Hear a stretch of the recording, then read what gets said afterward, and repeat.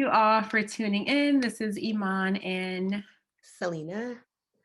together we make you plus happy. Each week we bring you someone who challenges us to define success and happiness on our own terms with a dose of laughter. Remember to like and subscribe to the You Plus Happy podcast. You can also follow us on Instagram at You Plus Happy. Hi, Iman. Hey, Selena. How are you? Bueno. And you? I'm good. I'm good. What happened this week?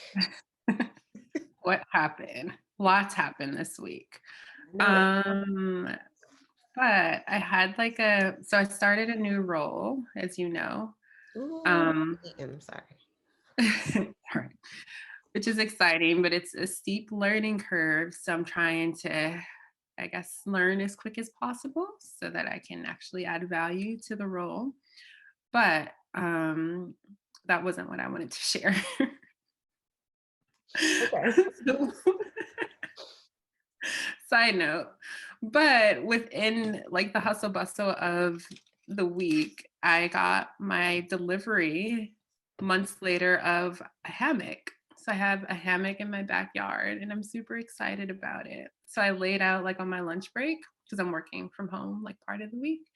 So I laid out in my hammock on my lunch break and just read a book and like ate out there. And it was so relaxing. And I was so happy in that moment. And I was like, oh, I'm going to try and do this more. And I just got re-energized just being out there and feeling like I was on a mini vacation for a moment. That is so cool. But what did that have to do with your new role?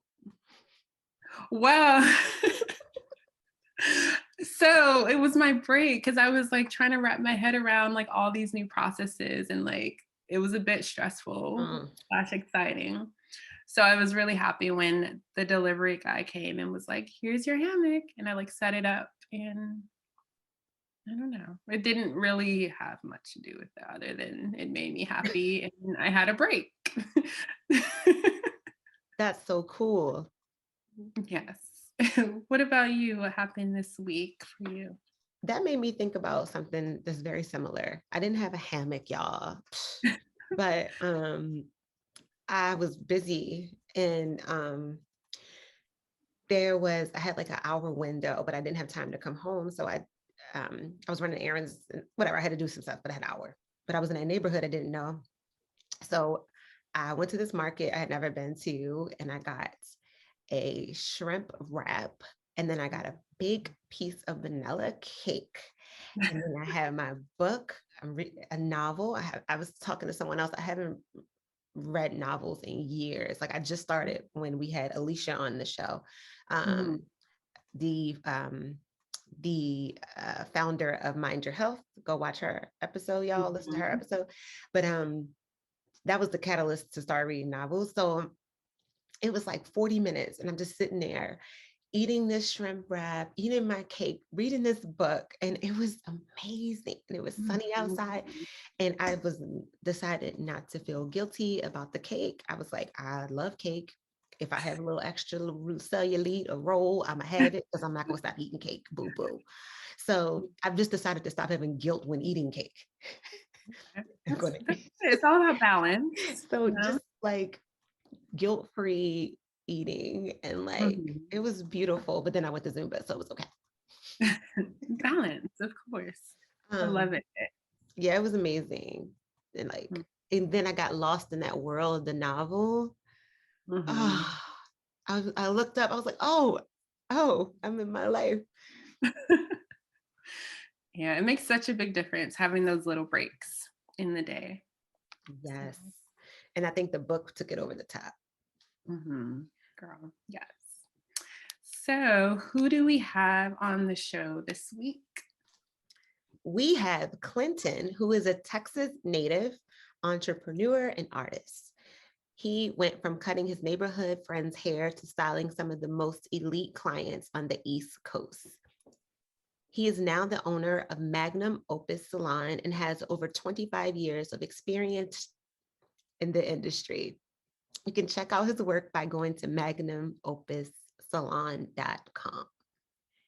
And without further ado, There you go. hey, Hey. How y'all doing? good. How are you? Good. How are you? Amazing. Doing great. This is Iman, my friend and co-host. Hello there. I've heard wonderful things about you. Very nice to meet you. Thank you. Nice to meet you too. Yes. And this is Quinn. Right. And I see the colors Thank you for popping. I like the girls. It's good. they are. It is popping. Oh, thanks, y'all. I owe it all to you. I like the artwork in the back. You do? That's cool. That's mine. Yeah. Oh, really? Yeah. Yeah. Are they're paintings, right? Yeah. I paint. It's one of my passions. Okay. Yeah. Love it. All right. Well, we can hop in. Is that cool? Yeah. We're gonna hop in. All right. So, how did you get started? Very interesting question. So I'm pretty much the same age as hip hop. And when I was a kid, my dad was actually going bald. And he didn't like to go to the barber as much as I wanted to get my hair cut because, I wanted to stay fly. And he bought a pair of clippers. So I started practicing on my own hair. And it was real interesting because the first time I cut my hair, I had a big old plug in the side. I remember picking up the hair off the ground and like poking it in there, patting it in, hoping that nobody would be able to see it. And surprisingly, I made it through the whole day and nobody said anything. And being the age that I am, I'm also part of the Jonah era. And for those who don't know that, it's like the era of like the yo mama jokes. So our favorite thing to do was sitting on the back of the bus and just roast, the you know what out of each other. So I just had this fear that they're gonna see this plug in my head and they're gonna say something. However, I made it through the whole day when nobody said anything. So that gave me a little room to kind of practice. And I think because of that pressure, I got really good at cutting my own hair quick. Mm-hmm. Fast forward a little bit, my best friend brother was that guy. Him and his friends had a little dance crew. They were so good that if they were around now, they could be on that show So You Think You Could Dance, And at our skating rink, we had a talent contest and they would always win. And because my best friend Patrick, that was his brother, they were the fellas, we were the little fellas. So we had our own little dance crew and we would always enter. And people would like clap for us and whatnot, not because we were good, but because we were Patrick's big brother's little brother crew, Yeah. But I'm a kid, I don't know this, right? So Patrick, man, he like a drill sergeant. Man, we gotta win this talent show. We got our outfits right. We had our hats. We went to the mall, got our little shirts, ironed on with our names on it, like the little kiosk that used to be in the middle of the mall. Mm-hmm. And I cut everybody's hair. And this is when Michael Jordan, the first pair of Jordans, I don't know if you know this, but the first pair of Jordans had the wings on it. The second pair of Jordans and third pair of Jordans specifically had the Jumpman. So this is when the Jumpman first came out. So I cut the Jumpman in the back of my best friend Patrick's hair, my other friend Patrick's hair, and on the side of mine. And that summer, that song by Rob Bass and DJ Easy Rock was out. I want to rock right now. I'm Rob Bass and I came to get down. It takes two. And we were about like 15 in the show and nobody had used the song yet, which I could not believe. And what I didn't know that we did better than we actually danced was we created a perfect aesthetic. We had the right outfit. We had our little Jordans on. We had the right haircuts. We won a talent show that time. And ever since then, like I grew up in Texas. I grew up in Houston. So the way you make your sneaker money when you're a kid like me is you cut grass. And in Houston, Texas, cutting grass has to be the worst job in the world. I mean, you try to get out early in the morning, it's 90 degrees by like 9 o'clock in the morning. And you out there trying to cut grass so you can buy a couple pair of sneakers. Well, after the talent show, all the kids in the neighborhood were lined up in my garage, waiting to get their hair cut because I cut the designs in the hair. And they heard about it from the skating rink on the weekend. And that was when I first fell in love with my craft, with my industry, actually being a hairdresser. Yes. Mm-hmm. And How'd you get to, wait, all I keep thinking about, side note, is that when you did the Jordan in their hair, that you did yours in that little patch you messed up in yours. You're like, oh, wait a minute, let me, I'm gonna just turn this into the little Jordan side. Yeah. That's what I kept thinking about when you said you So did we were many months beyond the patches. Like when I was plugging myself. I figured. By the time we got to the Jordan thing. In my mind, that's how it went. But how did you start doing women's hair? Very good question. So when I was in high school, I played sports. I played basketball, football, and I ran track. And my sophomore year of high school, I cut my Achilles tendon. And I couldn't play sports anymore. And I had a very interesting relationship with the school that I went to, because the teachers or the people who really didn't know me well at the school, they knew me as the guy who cut all that distracting crap in everybody's hair. And I'm gonna give you another hip hop story. So 2 Live Crew had just like went to court for their whole parental advisory label thing, and like kind of like really amplified the First Amendment.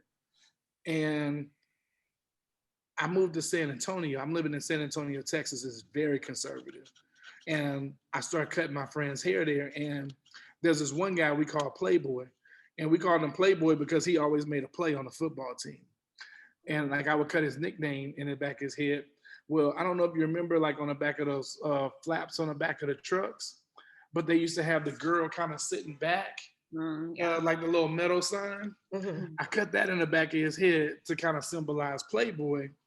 And they wanted to expel him from school for having pornographic material in his haircut because it's conservative, right?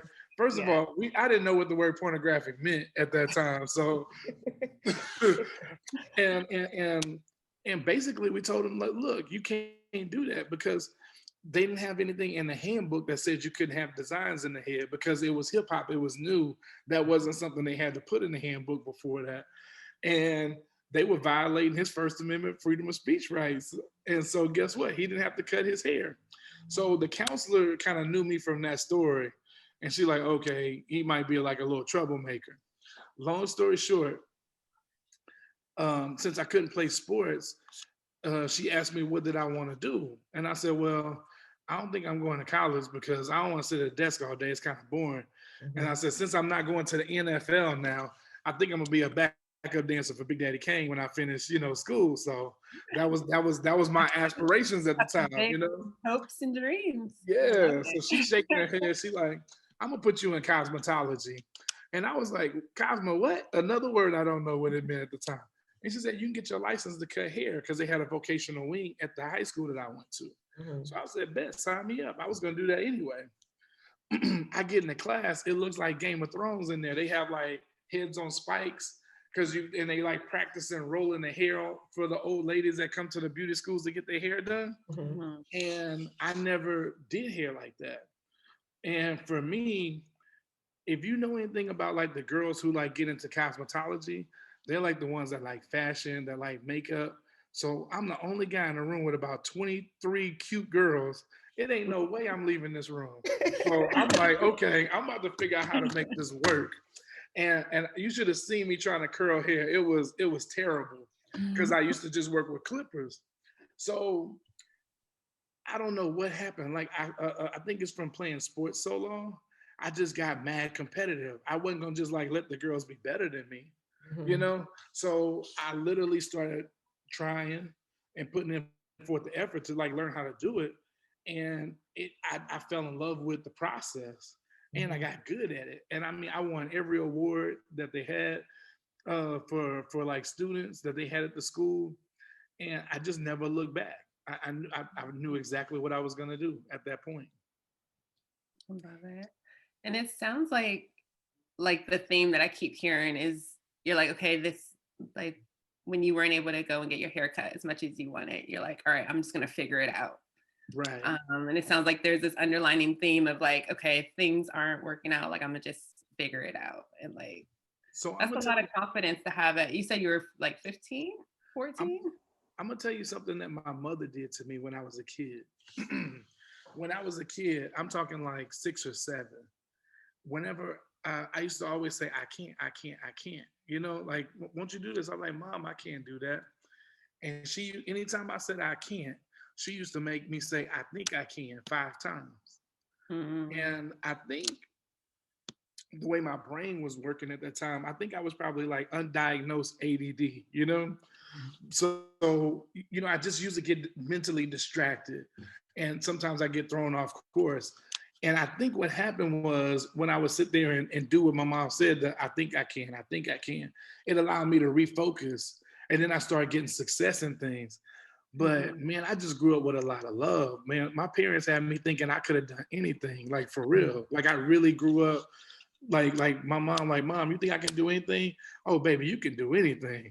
And I'm like, my mom said I could do anything, so I guess I could do anything. Like that seriously worked on me. Yeah. I don't think a lot of parents encourage their kids that way. They'll like project their limitations onto their child, like, and so they might sway them in a different way. But it sounds like that was a different, you had a different scenario that like framed your mind or your perception. Very much so. It Very sounds much. like. I know we talked before, and you were telling me, so Clinton owns Magnum Opus Salon, right? But this is not your first salon. You had another one in Atlanta, right? I did. And then you were telling me, tell me if I'm saying too much, but you were telling me how, the recession hit, and then you had to rebuild. And then when the pandemic hit, you knew how to keep yourself going and not, you know what I mean? And I thought that was that's a huge challenge, but also I thought that was a really good lesson. Like you learned from the first time. And I'm not trying to say what has been your biggest challenge and tell you what it was, but that really spoke to me. Because I think a lot of people let the pandemic knock them out and just gave up or just stop. And from what you were explaining to me when we spoke is, you had already learned that lesson from the from 08 recession. So can you expound on that a bit if you feel like talking about it? 100%. And I think that like you're very perceptive. The fact that you picked up on that is amazing, because I feel like sometimes people will have an opportunity to talk to like Oprah Winfrey, and then they'll say, "Hey, Oprah, how'd you do it?" Right? Mm-hmm. And Oprah will be like, "I'm gonna tell you exactly how I did it," and she'll just sit down and say like, "Hard work and determination." What does that mean? You know what I'm saying? Mm-hmm. And you're right. I actually, and I do it now. Like anybody who watches this is a real life important lesson that I learned. And if you are in this situation, this is something that you can really apply to real life. So that's my intro to going down that road, dropping some serious gems right now. But when I owned my own business, I started it when I was 22. It was called the Jones's Hair Studio, and I was in Buckhead area of Atlanta. And it's really interesting, man. When you're 22, you're not scared of nothing. I went to the highest rent area, to the most bougie part of the city, opened my business up, and I didn't even flinch. I didn't even have enough sense to be scared, you know? Mm-hmm. And guess what? I hit the ground running. And I'm talking, this is before the internet. You have to like go hand out flyers on cars and put stuff on people's houses. You gotta like get the telephone numbers and call people in your neighborhood. That was what marketing was like back then. And I would just do it. My best friend helped me. My mom came down and helped me because I couldn't afford to hire anybody. And I just assumed the people I love was gonna help me, and they did. Why? I have no idea, but that's how it happened. And this is what happens when you're doing good. You don't want nothing to change. And guess what? The only thing that you can count on in life is things changing. So like they pulled the rug from under my feet. We were hit with the recession in Atlanta, and everything changed. Everything changed fast too, overnight. And I was so resistant to making any adjustments because after all, I came up with the magic formula. I did A, I did B, I did C, and it was working beautifully. So why would I try to change anything? In fact, I'm trying to change the world to come back around to me. And guess what? The world just wasn't doing that for me. And here I am just fighting and fighting. And I felt like I was George Foreman in the match against Muhammad Ali when he did the rope a dope. You know, I'm just swinging my arms, punching at the recession, and I'm just swinging until I got tired. And anybody who's been in business long knows what it feels like to be fried, to be a crispy critter. That's what my dad calls it. Because business will wear you out emotionally, physically, in every way possible. And I was there. And it started in about 2005. And this is all the way to 2009. And I'm still just swinging. I'm tired. And one thing that I learned about myself that I didn't know back then that I know now from going through that experience is what actually made me so tired. What made me so tired is not knowing how long it was going to last. Mhm. If you would have told me, Clint, this was going to last 5 years, 2 months, 3 days, 16 hours and 17 seconds, I would have been fine. Now, if you went 18, 19, 20 seconds over, it would have been a problem. But you have an expectation, right? So I'm waking up every morning and I have no idea how long I'm gonna be fighting this fight. And this fight is turning into what felt like then my reality. I made it my reality. And I just gave up. I fought as long as I could. And then I decided, okay, I fought the good fight. It's time to throw in the towel. And for the way that I was fighting, it really was. I did all I could do doing it that way. Mhm. Long story short, hindsight is 2020. So here I find myself in this in this pandemic, which progressed even faster than a recession did, to the point where they shut us down for 2 months. And in other places, in California and New York, salons were closed for 6 months. Mhm. And what I had to in my business again, I hit the ground running. Things are going good here, and I'm building, building, building, and then bam, we go to zero. And now we got to start all over, is what it feels like. But I don't even like using the word start all over. I don't think about the past. I don't think about the present. I try to do what I can do in that moment. Every single person that I touch, I try to make it a valuable experience. I try to do the best job on their hair. So maybe they'll tell their friend. Maybe they'll tell another friend. Maybe they'll write a little review. Maybe that will give me some traction. And I put everything I can into that moment, and I live moment for moment. And then at the end of the week, I go and look and see how we did. And then I figure out if I need to make up some for the next week or the next week. Whatever I got to do, I put it on my goals for the next week, but I don't look at it until the end of the week so I can be in every single moment. Because I know if I start thinking about, oh, how long this is going to last, I start getting anxiety, and it starts to mess with me. So learning yourself is very important when you're in business, and learning how to even calm yourself down when you know you're going to get anxious, because it's a marathon and not a sprint. And uh, as I'm listening to myself tell this story, I know some people are not going to know what I'm talking about until they experience it for themselves. Mhm. But if somebody can just trust what I'm saying on this and understand that no matter how hard it gets, sometimes you got to let go of, you can't be that person, oh man, we were doing 10,000 a day. And now look at us. You can't live in the past. You can't be like, man, our trajectory, we was on our way to doing 10,000 or a million or whatever your goal is, on this day. But now we here. You can't do that. You got to look at what's happening today. And then guess what? You got to be grateful because you didn't have to have that.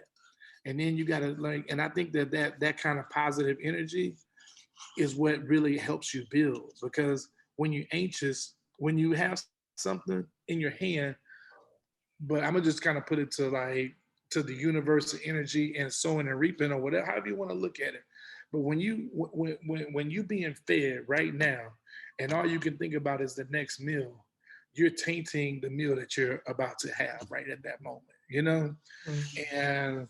And and sometimes you're like, oh, but this ain't enough. How do you know? As far as I know, we overeating over here. You know what I'm saying? We don't even need all that food. So but I hope I told that in a way that people could really get that, because that was a real big difference maker for me this time around, just to stay in the moment. And because I was so calm headed, I wasn't making decisions out of desperation and panicking.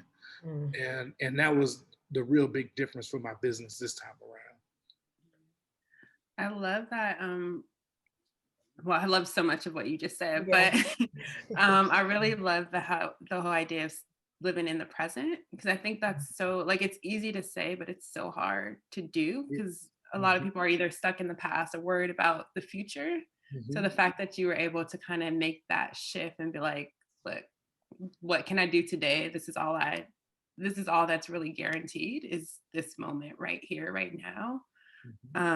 But how did you, I don't even really know how to ask this. Like, how did you kind of retrain your mind to be like, look, I'm just focused on this moment? Does that make sense? Yeah, Kind of like, no, it does. And I think that, again, I'm about to say something that for me, I had to just get it on my own. At some point, you have to be willing to, or even brave enough, I think is the best way to say it, to self-examine, you know? Like, so I was in a failed marriage. And as a result, it was failing from like the beginning. It was failing before it started. But as a result, I spent a lot of time in therapy with my ex, going to like marital counseling and stuff. I actually learned some good things. And one of the good things that I learned in that whole process, interestingly enough, was how to not place blame, you know? And even if you're in a bad marriage, even if your only mistake was picking the wrong person, at least you can be accountable for that, you know? And and then you try to control the part that you can control, which is yourself. And if you've ever been in a bad relationship, all you're trying to do is get the other person to do what it is that you want them to do, right? And then you will realize emphatically the only thing that you control is you. You don't even control your own kids, which is crazy to think about, Like God gave us all like free will. And I mean, if you really want to wrap your head around that, it's really deep, because the only person you can control is yourself. And I think I'm at a point in my life where I overstand that. So now I'm always looking at the part that I control. The parts that I don't control, guess what? I don't control. So I think that having a very clear understanding that when you're dealing with a pandemic, there's only so much that I can literally do. A lot of what's happening is out of my control, but focusing on the part that I can do, putting 100% focus on what I can do versus losing 20% to figuring out what the government's going to do, losing another 20%, figuring out what my potential customers are going to do, focusing another 20% on what my competition is going to do. Well, that's 60% gone, and I only got 40% left to myself. So I try to use 100% of my focus on the person that I control, which is me. And that's my mindset. Yeah. I love it. Does that make sense? Yeah. Okay. Yeah. I think it's all like soaking in. I'm just like, Yeah. oh. That's why we get quiet for a long time. We like, Gotcha. I was like, uh-oh. yeah, resonate. We got Like, this man talking crazy over here. No. And what I hear too is not getting lost and stuck in what could be, what should be. And that sounds like for business and relationships and life in general, because you hear people who sit around like, yeah, when I was in high school, I was going to go to the NFL, and then they harp on that and they get stuck in it. Now they don't even work out. Like, yeah, I ain't going to the gym. Last time I was in the gym, I was going to the 10 NFL. years ago, though. Right, right.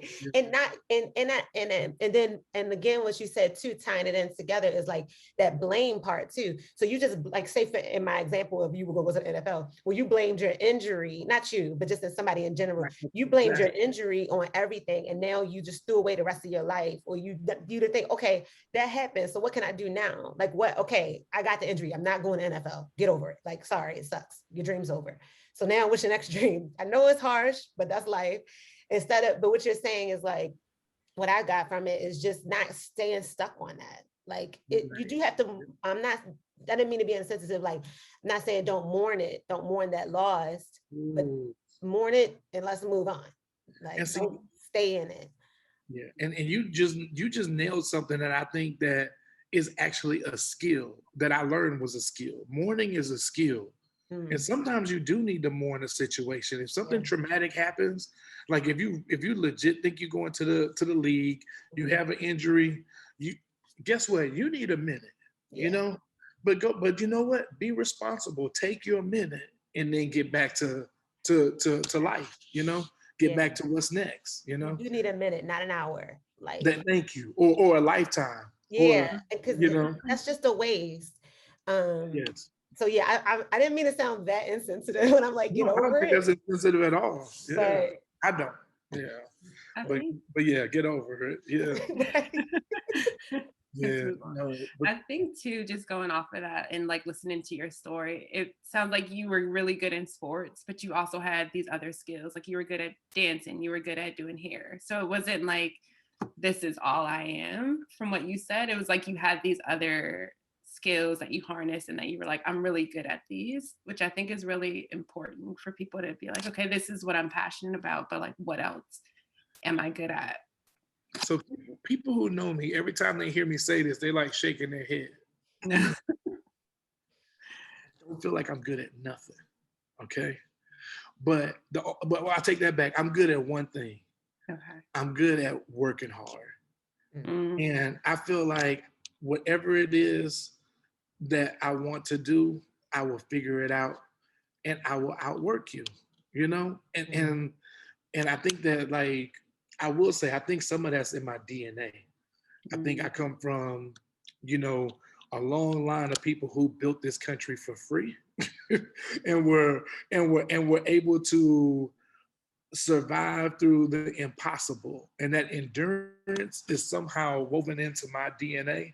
Because I think I have a ridiculous level of endurance for the things that I love. And I'm gonna tell you one of the things that made me discover what I'm telling you, because before we got on, you were noticing some of the artwork on the wall, and I told you that it was my artwork. Well, if you see my handwriting is horrible. My stick figures are horrible. One thing that I did learn was I learned how I learn, like my learning style. And once I learned how I learned, I wanted to test it. So I tried to pick the most audacious thing that I could. I taught myself how to paint. And that's something that I absolutely felt like I could not do. I mean, I'm telling you, like, if I wrote your name out right now, you'd like, it would be your name and you wouldn't recognize it. That's how bad my handwriting can be sometimes. But I taught myself how to paint. How did I do it? I painted every day for a year. And I paint 3, sometimes 4 hours every night before I went to bed for a whole year until I got it down. And that's how I learned. I learned through trial, through repetition. I'm a tactile learner.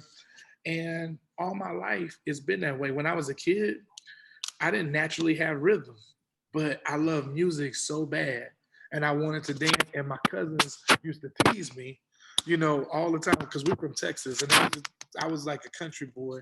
And they used to call me a goat roper because I couldn't dance. Yeah. Because, you know, like the rodeo kid. I was like a little rodeo kid. Yeah. You know, and they used, and this is like when we watching like Michael Jackson do the moonwalk for the first time. The kid doesn't want to do that, right? So the kid with absolutely no rhythm, I mean, I would moonwalk for hours just trying to be able to do it, you know? And then I would go to the skating rink, and the skating rink was life for me when I was a kid. And like they had a skate part, but they had the dance part that was the best. And nobody wanted to dance with me because I was all off rhythm and weird, you know?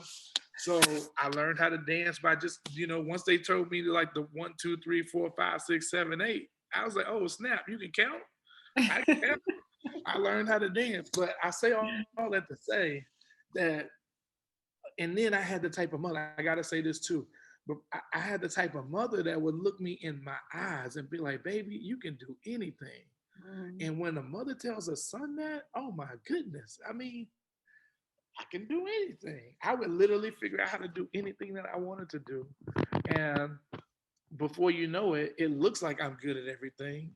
But I honestly haven't been bad at anything that I've ever tried, you know? And I think it's because, well, I'm not daring enough to try things that I'm not passionate about. But as long as I'm passionate about it, oh man, I go from I have like all gas, no brakes, 0 to 100. I'm just gonna be obsessed until I get it down. Yeah. And I will say, I feel like I saw a little bit of that because when I was asking Clinton stuff about hair, and he started going into like the pores, the porosities, and all this science stuff, like technical. When people who don't do hair think about hair, like myself, I don't think about the science behind it. I'm like, is this the right curling iron? Is this some shampoo? Like, I don't know.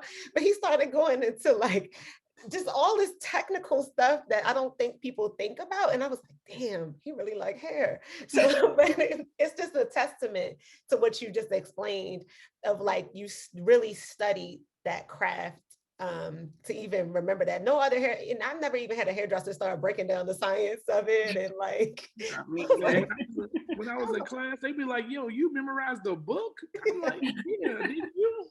They're like, no, I don't know none of this stuff. But that's no, maybe I'm hardwired that way. Maybe that is one of those things that's kind of like in my DNA. But I remember playing football, little league football. I remember I was that kid who got the ball and ran the touchdown the wrong way, you know, the first time. And then by the end of the thing, I'm one of the best players on the team. And I think that it was more so hard work. And I never was the fastest, never was the strongest. I'm telling you, I just will outwork you, you know? And all I got to do is see it one time. If I see you do it, I mean, if you do it, there is nothing in this world that's telling me I can't do it. I just saw it done, then that means I can do it, you know? mm-hmm. And I just firmly believe, I mean, doesn't everybody believe that? No. So you know that. They should, but it's interesting because I listen to well, Selena and I both, but we listen to like a lot of podcasts and like motivational speakers. And that's a theme that comes up all the time where it's like, I may not be the best speaker, but I will outwork you. And I hear like Eric Thomas, I refer to him a lot. Yeah. He says that all the time. And I'm just like, it's so true. Like talent, like you can be very talented, but if you don't have that work ethic and that endurance, like you said, you're not going to get to that level. And I think that's what a lot of people miss. It's like, oh, I'm really good at this, but then they don't harness that craft. They're not up there spending 4 hours a day painting, you know, right. Like it's like, oh, I'm really good at painting, but I'm going to do it whenever I feel like it. So I love that.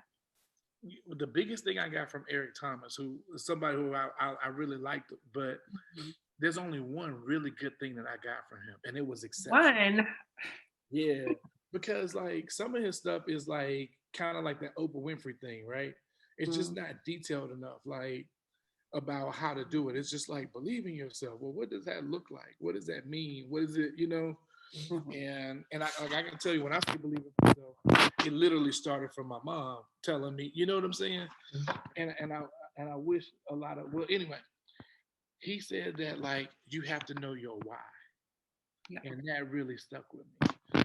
Yeah, so when I opened this business, one thing I learned about myself is, you know, I'm not as brave as I like to come off as I like to come off. It's hard to say that even out loud. My goodness. Yes, I'm not as brave as I like to come off sometimes. Before I opened the salon, I worked at Red Door Spa for 8 years, and what I learned now is that I was hiding out there because it's nice getting a paycheck at the end of the week, you know? It's nice shutting the door, letting somebody else worry about all that other stuff, you know? But that's not who I was meant to be. I gotta say that too. But when I finally got a chance to open my own business, you know, fear can be an interesting thing. I felt like I controlled it as much as I could to try to use the good from it. But for a year and a half straight, I opened my salon 7 days in a row. For a year and a half straight, I worked 7 days in a row. But I was not going to fail, Mm. you know? And what happened to me in Atlanta was a little bit traumatic. It's interesting because I don't even tell people this a lot. But as much as I go back to Atlanta because my kids are there and my family's there, when I get off the plane in Atlanta, I automatically feel a little bit uneasy because Atlanta, excuse my language, but Atlanta whooped my ass, you know? I mean, I moved here with 2 suitcases, you know?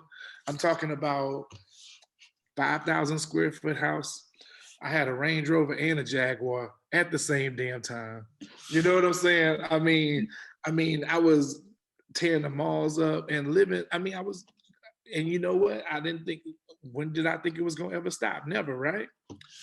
And I moved here literally with 2 suitcases. I didn't have a car. I didn't have a cell phone. I mean, when I tell you I lost everything, I lost everything but a couple bagfuls of clothes, you know, that I could carry with me up here. And a part of me, every time I touch down in Atlanta, I like, whew, I kind of like feel that moment again, you know? Mhm. And when I open the salon, like DC is almost like a safe space. Here I get to escape from that whole life. You know, I don't even think about that life. And when I opened the salon, I couldn't escape from it because now I'm starting to, acquire some stuff again, But now the material stuff don't really matter to me, but the actual business matters. And the business matters because I like the community. I like the people. I'm providing jobs for people that work for me. I want to see their families healthy and stuff. And I'm starting to feel that pressure of entrepreneurship again. And oh my God, I just refuse to fail. I absolutely, positively refuse to fail. And at first I was mad at myself because I thought it was like a defeatist mentality. Like I felt like I was way too focused on not failing versus succeeding. And then I was trying to figure out, is there really a difference? And in an eerie kind of way, my why of not failing propelled me more of wanting to succeed. And I think that I look back at that one big quote where he says, there's nothing to fear but fear itself, and how people are afraid of success. I think success is scary, because when you get it, I mean, the idea of like you had it all, but you lost it. And then you got to try to explain that to the world or anybody. It's a crazy feeling. So for me, it was really easy. And I got this through ET. You have to have your why. And my why is a little crazy, because I mean, I'm okay with it now, but I've kind of like understood for me, it's a healthy why to just not fail. And it kind of ties into my work. I don't care what I have to do, I will figure it out. And in my early days, I had a daily goal, and I wouldn't go home until that daily goal was done. And there was a couple times that I was short the goal. People would walk across the street of my business, and I'd be like, "Hey, we're a new salon. If you want to get a haircut, please come see us." And they'll be like, well, I can use a haircut. I mean, I literally would drag somebody in off the street and get a couple of haircuts to make my goal in my first day. And now we're to the point where, and this is like right after, right? I mean, the pandemic is not over yet. And man, they're beating down our door. We can't even take all the calls we're getting right now. So, you know, you just never know what's on the other side of that corner. And I felt like if early on, if I would have shut them lights off and said, "Oh well, that's all we made today," and I didn't keep on trying because I did not want to fail, then I don't know if I would have made it to this spot. Yeah. If that makes sense. Mm-hmm. And I think that some people don't like I define that as grit. And I think a lot of young people don't even know what grit is, and what it looks like. And that's why I like to tell a story like that, because you're gonna find yourself trying to be successful or not wanting to fail. And you're gonna have to do things that you do not want to do, things that you never wrote in your business plan, things that you got to call an audible so that you can make your dreams come true. And I'm telling you, like, that kind of shifting and changing, you have to prepare yourself on the front end to be able to do that. But if you wait until, like game time, and you're trying to do that in the middle of a game and you've never practiced it, you've never conceptualized it, you've never thought about, like what audibles you got in the tuck, like let me speak English. You don't know what plays you might want to call because you don't have any extra plays. You got to start creating the plays, before you get into the middle of the game. And you got to practice them a little bit so that you can do whatever it takes to be successful. And I guess sorry, Selena, going off of that, it sounds like you've learned a lot along your journey and kind of like shifted your perspective. But what has been, would you say, the best piece of advice that you've been given? Wow. That's almost like asking me like to name my top 5 favorite rappers, because I've just had such a fortunate time, doing what I do. I get to meet the most incredible people, and being where I am. Like, I mean, we're in North Arlington. I mean, I have clients that's on Joe Biden's cabinet. I mean, I have people who have, like, I mean, I've had people who literally been out in space, sit in my chair to get a haircut in a casual way. But I've gotten to talk to some of the most incredible people in the world doing what I do. It's really interesting. So a lot of people have poured into me over the years. And you asking for the most. One that resonates with you the most. It is. I know that is a hard question. It really is, because me and Iman interviewed each other, and when she asked me that, and we asked this every week, I was like, I don't know. Like, I would have to say that, and I think that, like, that's one of those questions that is that might be personal to every person, each and every individual. Yeah. Man, I can't believe I'm speechless. I talk constantly, and I can't believe we I'm did speechless. it. Oh, gosh. I think the best advice that I've ever gotten, I probably have to talk about my father, because there's probably nobody in this world that I admire more than my dad. And having said that, I mean, we've had so many great conversations. And my dad would tell me all the time that the world is about people. He said, if you ever want to figure out what the world is about, and sometimes he would ask me, Clint, you know what the world is about? And I'd be like, shoot, women? No, money? No, no, no. He's like, no, it's about people. It's really about people. He's like, the more people you touch, the better your life will be in every way possible. He taught me, like, real prosperity is helping others. And again, that's one of those things that people will tell you, but if you don't experience it, so okay, I got a way I can tell it to you. Okay. This is a real story too. The innocent or not so innocent shall remain nameless.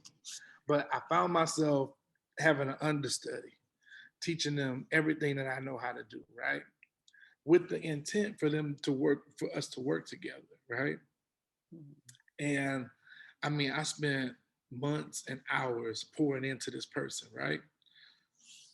This person takes what I taught them and leave. They just had their own aspirations. And their aspirations was always to do their own thing. It was never to be, like, under anybody's umbrella. So it wasn't even personal. But obviously, I put a lot of time and effort into this person. I took it personally, right? And so I'm like, I'm never teaching anybody else again, because all they do after I teach them is take what I got to teach them and leave, right? And what I got from that was that my business still went on. I was still successful. And then later on, this person was successful too. And this person was giving me like my props. Like, yeah, Clint was the one who showed me everything I know, like that's my guy. And I was like, wow, it's really interesting because a lot of times we want to even exchange for what we put out. Mhm. And sometimes we like, we'll put out over here. But one thing I can tell you, if you put it out, the law of attraction, sowing and reaping, whatever you want to call it, it's a universal law. It works. If you put good things out, you will get good things back. And it doesn't matter if you don't get it back from that very thing that you put it Mhm. into. It's gonna come back to you somehow, some way. Mhm. And when my dad talks like that, it sounds like an old guy trying to tell me something, and I really don't. But I was like, yo, Pops knew what he was talking about. He Yeah. was really on to something. And like now, everything I do is about community. Everything I do I try my best not to do anything for me. I try to do it for the people that I get the opportunity to service, the people that work for me. I try to provide a space that's different and eclectic, that's something interesting for the people who live in this community. I do it all for others. And I think whenever I have that approach, I have been wildly successful.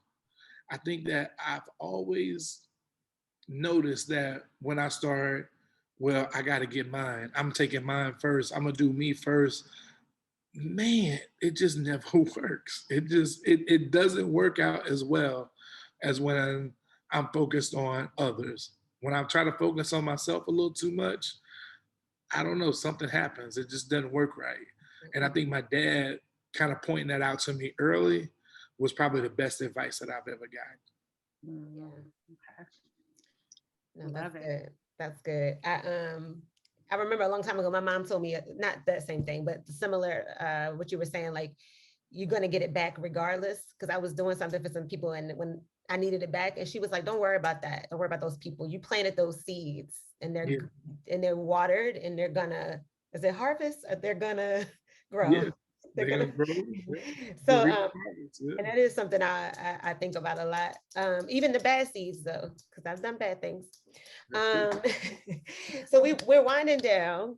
But I just wanted to ask you, so the whole reason Iman and I started the show was because we wanted to define success for ourselves, and we wanted to talk to people who feel that they are successful. And how do you define it? What is it? After all you've been through, when you had 2 suitcases.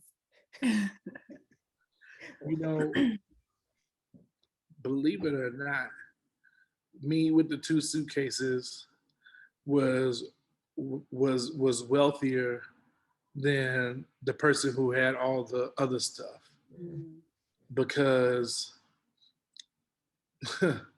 I was so humble. It very interesting because I didn't think I could do hair anymore because I thought like maybe I was that stylist that's like still trying to do Jerry curls, and Jerry curls been out for like 25 years now. Like I felt like people weren't rocking with my stuff no more or something. You Like I was still outdated. cutting Jordans in people's hair. Yes, exactly. Like don't nobody want a Jordan in their hair no more. Yeah, so that's kind of how I felt. And I went so hard at being a stylist, it was really the only skill that I had. And moving here, I had to think about what I was going to do. And I actually filled out an application at the grocery store down the street from my parents' house here in like in Bowie. Mhm. And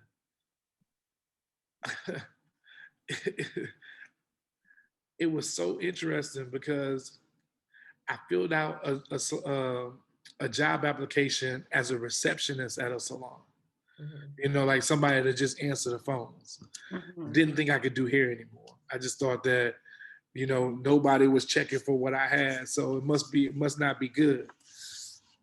The woman reads my resume, and this is at the Red Door Spa, which was at the time, a national company. They just recently closed during COVID, which kind of like really broke my heart and kind of scared me at the same time because I'm like, if they can't make it, wow, it's gonna be hard for for little old me. But long story short, she wanted to interview me for a general manager position. And I go and meet with her, and she's like, "You'd be perfect to manage this place." And then we got on the compensation, and this is like for their flagship location here in the Washington D.C. area, and they had like almost 100 employees there, and I think they only wanted to pay like $55,000 a year to manage all of those people. I'm like, Yeah. yo, that's kind of crazy. I was like, you know, I made money. I made that my first year doing hair. You know, like, no, I don't want to do that. And she said, well, you should do hair again. And I got out of there as fast as I could. But I did build up enough confidence to get a job as a manager at another salon. And I went managing a place. And I'm managing this place, and I'm watching them do hair. And yo, I'm just being honest. I'm not trying to be funny, but it wasn't popping how I pop it. You know what I'm saying? It just, the curls wasn't bouncing the way I make the curls bounce. That's all I'm saying. You know? And then I'm like, put me in the game, coach. Put me in the game. And because I had managed the people there, she wouldn't let me take a position down, like as a stylist after being a manager.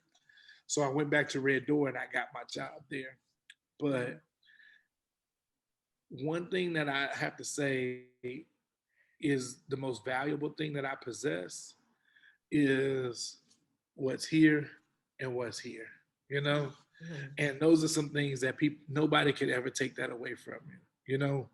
The things that you have that are really valuable are hardwired in, and they belong to you. And I feel like that is such a whack answer, but like if I was trying to win the pageant, I just lost. You know, like oh man, oh boy down the street there trying to save the whales, like you done lost. You know, but I don't know a realer thing to say. Like it's the truth. Yeah. It really is. And I will tell you that I took an executive business course without a degree, by the way, but I went to LSU during the summertime in the executive business course to take some classes because I needed to learn some things as an owner. Mm-hmm. And I took this futurist class, which was very interesting, by the way. And so what futurists do, they try to look down the road and they try to decide, you know, what they're going to do. And what they did was MIT was selling flights to the moon before they built the ship. And the ticket sales were going to fund the research and the development for the flight to the moon. So they raised all the money to build it. Now they at the point where, okay, now we got to build a commercial airline that can take people up to the moon. So where do you start with that? We talking about going to the moon. Well, that's what it feels like when people are trying to figure out how to be successful, you know? So if your question is how to be successful, what I recommend doing is closing your eyes. And there's a few questions that you got to ask yourself. And if you've never been successful before, then this is like in your imagination. But I'm gonna tell you how you get there. The first question you want to ask is, when you're at that place that you're successful, who is there with you? Who are the people that are going to be on your team that you know are going to get there? Because again, we said this world is about people. So you got to think about partnering. You got to think about the alliances. Like I love watching you guys work together because together, you know, everybody achieves more, right? Yeah. So that's like that whole team thing. So you got to look who you got to align yourself with when you get that destination. Okay. Another thing you got to look at is reasons why you would fail and kind of list all of those things. And then you got to list the things why you're going to be successful. But here's the important one that nobody likes to talk about. You got to be able to define the things that are going to come up that seem important, but they are distractions and you need to ignore. It is important to identify the things that are like a time suck, an energy suck, emotional suck, things that are going to take up your time, effort, and energy, like a lot of it, but they have no value into where you're going. So if I wanted to win the pageant, then that's my answer right there. but for real You though, got my vote. You got my vote. yeah, but you have to identify the things that are gonna come up that are gonna take your attention, but they're not gonna add any value to where you're going, and you got to cut those things. You got to cut it. Yeah. Yeah, it's so important. And it's something that I feel like I don't think about. I'm just like, oh, this seems fun. I want to do it. But like, is it helping me get to that next level? Usually not. So I think that's just great advice. Yeah. Anyone listening. Yeah, I agree. I just started thinking about that this year, and I was like, that's why my life has looked the way it's looked, because I'll go with any old thing that seems fun in the moment. And then I know that's not everybody's answer, but I'm just saying mine was like a time suck, an energy suck is partying. And like, what, of course it's fun, but what value does it bring? Well, I mean, if you Puff Daddy, it brings a lot of value. Yeah, but I ain't Puff Daddy at all. Oh, that's love. That's love Combs to you. Yes, but I know, right? That dude is a trip. But my point is that he's showing people though, if you're passionate about it, we live in America. You can monetize anything. You know, I'm a firm believer. You should monetize the things that you're passionate about. We live in a capitalistic society, so find that thing you love to do and figure out how to monetize it. You know, that way you can do it. You know, you can tear the club up. Yeah, that's a good one. I'm getting too old for it, but I get what you're saying. I'm just being funny. No. I asked my brother, I was like, can I be a party promoter? He was like, yeah. I was like, I'm too old to be somebody's party promoter. But yeah, no, that is a good point. And I love that. That's I didn't mean to devalue it or bring it down by saying that. I was just giving an example, but that time suck and that energy suck is really, it is. That's a huge takeaway. Huge. Well, we are at that. I told you an hour, so I don't want to take. Yeah, we're right there. Yeah. I hope. I mean, again, I'm a person who has a whole lot to say, so I hope that that what I said was valuable and it helps, and I hope that it reminds me of a book that I read, which is one of my favorites. It's called The Richest Man in Babylon. Have either one of y'all ever read that? I've heard of it. I haven't read it though. The whole premise is like what your show is about. It's about this guy who, you know, is in the richest city in the world, and he finds himself broke, and he's like, okay, I'm gonna start asking all the rich people how they got rich, and he became the richest man in Babylon. So you guys are on a good track. That's I love it. Can I ask one real quick thing? It's not it's a quick question. You said you didn't care for ET that much. No offense to ET, sorry everybody. But who do you like? Who do you who do you think is good to listen to? Okay, so I said I did not get a lot from ET.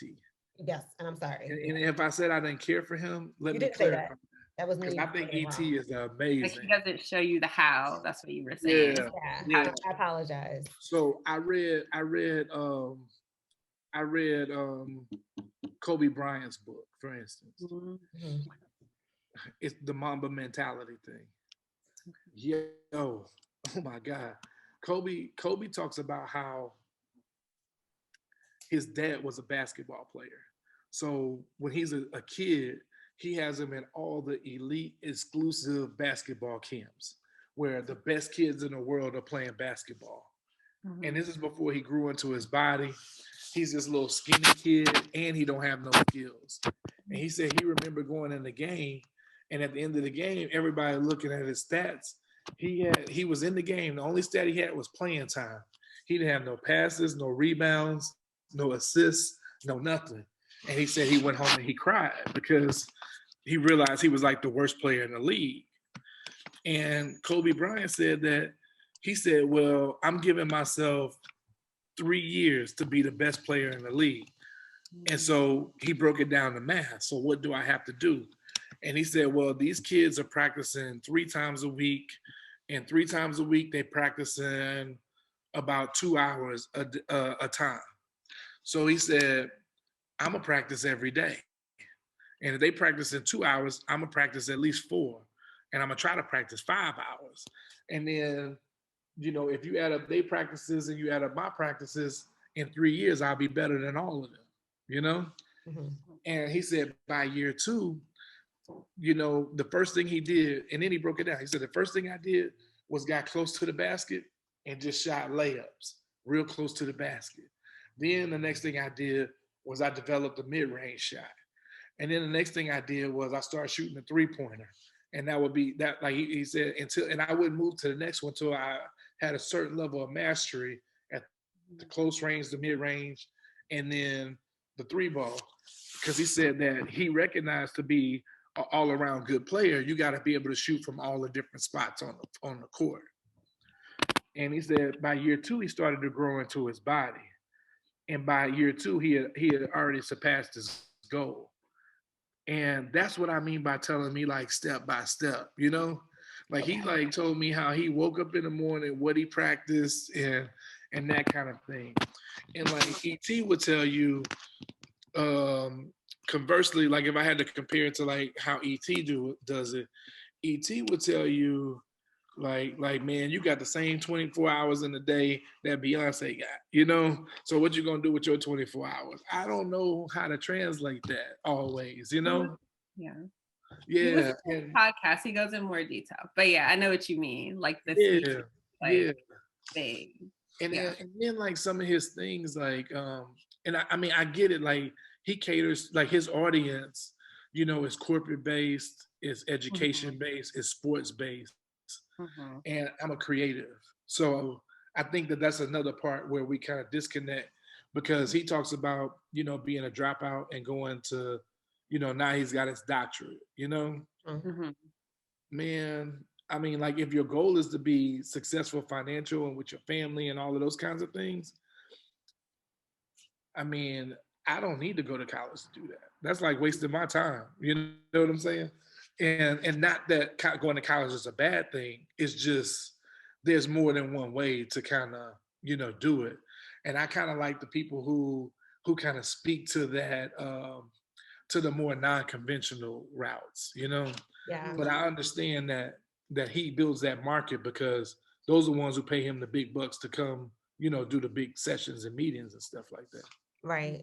And to take specifics out of it for sure. And I've said this before, I was a huge like self-help genre reader, like those were my books. And then I got frustrated and I felt like they were irresponsible. So because of like kind of what you're saying, there were no real tangible things for me. There wasn't I just kept reading these books and my life was the same. So I was like, this is dumb. But what I did, I started reading like more memoirs and autobiographies. Yes, that's And what that's when I got the shift, because right. and them not even trying to tell me what to do, just hearing what they did.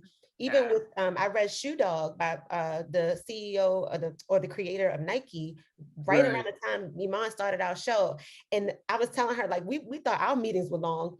He would have 3, 4, 5 day long meetings about the title. His shoes were called Tigers at first. Now they call, we know they call I remember that. Yeah. But he had a whole, I mean, days long meetings. And this was not the only, every time they had something new. And it was just like, dang, me and Iman not tripping. Our meetings are not too long. Actually, our meetings might be short, like compared to what he was doing. So those, for me, even when I was like, when I wanted to act and all that, I was reading a lot of actor autobiographies and memoirs and all that stuff. I don't know if I'm saying using autobiography and memoir, right? But anyway, reading, going to that section of the library versus the self-help, for me, that's when I felt a shift in things that I could really, that were applicable to my life and practices that I could implement that I thought were a lot more useful. So that's, and that's for the sake of our conversation and for listeners. Like if you reading all these self-help books and you don't see a change, maybe you should change what you're reading and then it could maybe help.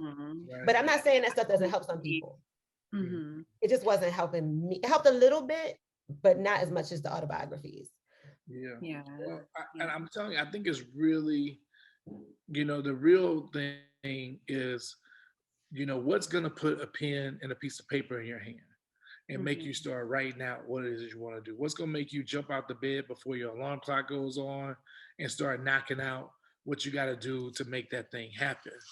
You know, and I think everybody, you know, it's good that there are so many different things to pull from because we're all wired differently. Right. You know, so I think that I think that what might not be the best for me might be perfect for someone else. So I definitely want to say that. But And I those know for books, me, go ahead, I'm sorry. like I said, it's so powerful when you learn how you learn. And I'm a tactile learner. See, feel, touch. You know, I need to experience. So the minute that I get my hands in something, that's when I'm actually learning. And I didn't get to tell you like the biggest advice that I consistently give out. The biggest advice that I consistently give out is for the tactile learners out there is start where you are. Start where you are. Most people are like, well, I'm gonna wait till I get this. And once I get that, and once I set this up like this, then it's gonna be dope. And then guess what? This and that never happened. And then that person never starts, you know?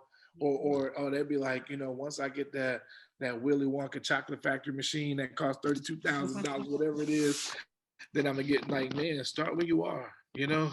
And you'll be surprised at how fast, you know, you can really grow a thing. And I think that you know, like you gotta learn how to flip, you know. Like if you got a quarter, shoot, buy just a quarter's worth and then sell it. Now you got 50 cents. Don't spend it, reinvest that 50 cents. And then that 50 cent turn into $1. Reinvest that dollar. And then that dollar turn into $2. You know what? Keep 50 cents for yourself, save another 50 cents, and put the other 50 cents back to work until you build it back up again. You see what I'm saying? Yeah. Like, and I think that sometimes people need real practical, actual things that they can use to actually get them moving. And once you in it, then you in it. You know, I know like some people, I've seen this happen before. Like somebody will get that business card printed up, and now they like got a tangible physical thing. Now they got to be what they said they are on the card, and that's what gets them moving. So whatever you got to do, just start where you are. Don't wait till tomorrow. Don't be waiting for this thing and that thing. Yeah. I mean, first business.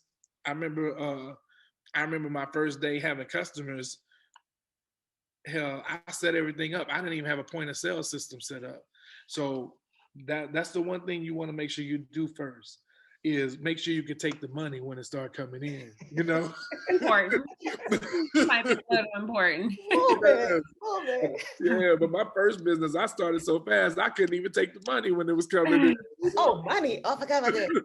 Oh, I forgot about that. Yeah, I could go on and on. Real, what you said about the business card, I changed my LinkedIn. When I changed my LinkedIn title, it made me work. I'm like, oh, I really do this now. So y'all change y'all LinkedIn, but I had my certifications and stuff, y'all. I didn't just like saying, I didn't just. You're like Dr. Selena. Like, when that happened? Yeah, that's fraud. So not fraud, but like stuff I could really back up, but I might have been too scared, or I thought I wasn't ready, or I didn't have enough experience. No, I put it on there. I said, this go time. Well, that's when the world was ending too. So I had a little nudge. But yeah, I think what you said is really important. And I did that and it did help. Yeah. All right. I could ramble and go on and ask you questions all day, but we are going to close out. Anybody have anything else? No, I feel like it's been a really good conversation and like really insightful. So you got my wheels turning. Yeah. So I love it. Well, let's keep in touch because I would love to continue to watch you guys and see what you guys are doing, and I hope that something I said is useful, and if it is, let me know. Let me know how you put it to work, so I can grow with you. That'll be great. Yeah, for sure. And I'm so glad you were willing to do this and like excited and came on and shared with us. And I'm really appreciative. Yeah, my pleasure. Definitely. So we're going to do our outro. So thank you, Clinton, for sharing your time with us and inspiring our listeners to redefine success for themselves. And of course, thank you, listeners, for tuning in. Make sure you like, subscribe, share this episode. We really appreciate your feedback. We want to hear from you. You can subscribe at U+Happy on Instagram and on YouTube. And we'll see you next week, same time, same place. And we ask our guests to say our tagline. It's long. Ready? You ready? Yeah. We'll show you our definition of success if you show us yours. Okay. We'll show you our definition of success if you show us yours. Hey, you did that. Hey. I love the confidence. He's like, okay, I got this. Got it. No Look, problem. first take. Look, one take. One take. One take. That's a wrap, y'all. That's a wrap. All right. Thank you so much. Thank you so My much for pleasure. being on. Nice meeting you. Very nice to meet you. Yes, and maybe we'll come visit you in Australia. Yes, please. Right. Please. Yes. On my traveling thing. Yes.